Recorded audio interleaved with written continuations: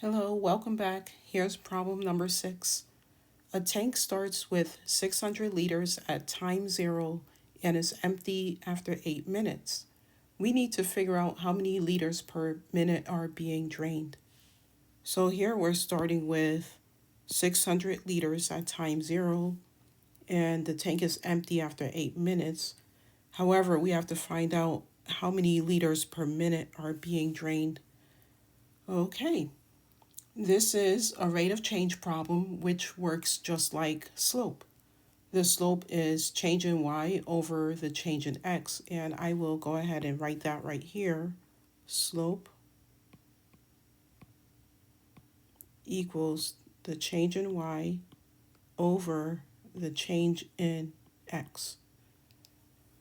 So here, y, looking at the graph, is the water in the tank, and x is the time in minutes. Our 2 points are 0, 600 and 8, 0. And if you like, you can go ahead and label those points because we're going to use them. We have x of 1, y of 1, and we have x of 2, y of 2. All right.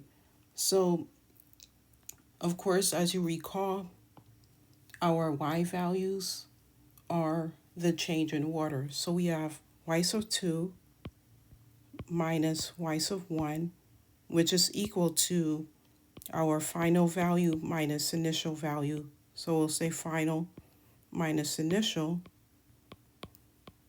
and we'll go ahead and calculate that. So if you take a look here at your points, we have y of 2, which is at 0, minus y of 1, which is 600. That's equal to negative 600. And I'll just go ahead and circle that so we know that we have that. Next, we have our change in time, which are the x values. We have x of 2 minus x of 1, which is equal to our final value minus our initial value, which is equal to x of 2, which is 8, minus x of 1, which is 0. Okay, and that is equal to 8. So I'll go ahead and circle that since I know we found it. Now, since the tank is draining, should our rate come out positive or negative? Right, it should be negative because the water is going down.